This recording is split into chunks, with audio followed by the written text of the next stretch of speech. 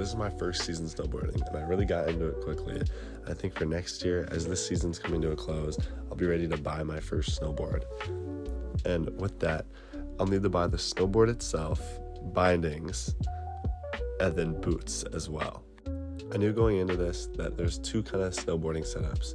You either get a snowboard that's more built for like a park, which is like hitting like boxes and rails, or more like downhill, or you can get something in between. And as I'm kind of new to it, I don't know what I'd rather prefer in, so I'd want something more in the middle. So I'll be finding 4 snowboards, 4 bindings, and 4 boots, and comparing each other, and then doing further research with them with a point system. And then I'll be turning that point system into like a percentage system, and then seeing what'll work best for me. So for my point system, I'll be ranking each individual item based on its looks, features, and functionality, and then cost. And I'll be ranking that out of 10. And then I'll be timesing them by a percentage. So 45% for features and functionality, 35% for looks, and then 20% for cost.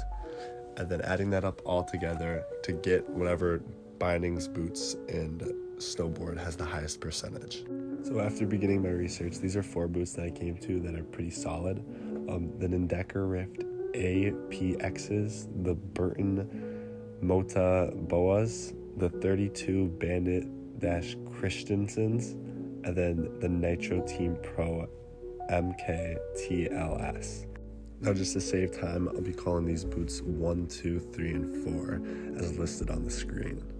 Also, boots 1, 2, 3, and 4 are pictured on the screen. The top left one's boot 1, and then boot 2 is the top right one, and then boot 3 is the bottom left one, and then boot 4 is the bottom right one.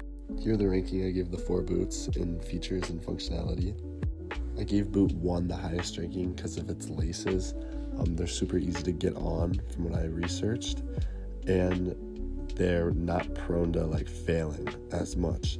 They have the same lace style as the Burtons, Bush's boot 2, but those I saw tended to break easier. And then looks is more just my preference. Out of all these, I just like the look of the black boots more, and then I gave boot 2s higher than boot 1 just because that all black looked like it could match better with other boards and bindings, rather than if I had the orange boots, boot 3, it would just be harder to match it with my snowboard. And then for cost, I'll be ranking them out of 10. So the cheapest pair are going to be a 10 out of 10. The next expensive will be an 8 out of 10. The third most expensive will be a 6 out of 10. And then the most expensive will be a 2 out of 10. And then I'll be using that same point system for the board and the bindings as well. After putting everything through the percentage system, boot number 1 and boot number 2 definitely had a lot higher of a score than the other boots. However, boot number 2 just beat out boot number 1 by 0.75 points, or percentage. For the snowboards, I picked the Amplid Psychonaut snowboard for the 2024 and 2025 season, the Nindecker Mellow snowboard for the 2024-25 season, and then the Ballantyne whatever snowboard, and then the K2 medium snowboard. These snowboards are all very popular. My friend actually has the whatever snowboard, and then I'll also be calling these 1, 2, 3, 4 as well in order. And then the first board's in the top left, the second board is in the top right, the third board's in the bottom left, and the fourth board's in the bottom right. Here are the rankings that I gave each snowboard. The first snowboard and the fourth snowboard, I gave a 10 out of 10, just because they're all around snowboards. The third snowboard and the second snowboard mainly focus on either downhill or just park. However, I just wanted something in the middle, so that's why those got a 10 out of 10. And then next for looks, I think they all looked really good. I really liked the design of like the white and then the multicolor on the second and the third boards, so that's why those got a 10. But the other 2 snowboards still look really good in my eyes. Then finally we have the cost here. So the cheapest snowboard was the second snowboard, and then the most expensive snowboard was the first snowboard. Also, the third and the fourth snowboard got the same rating because they were the same price.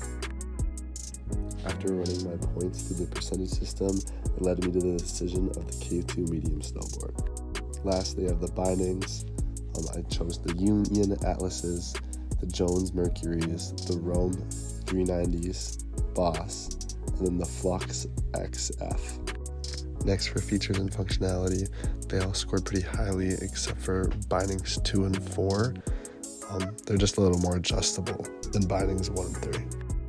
For looks, the Union Atlases scored the highest, just because of their clean black finish, and then the Flux XFs scored the lowest, because I don't like the Flux text on the back brim.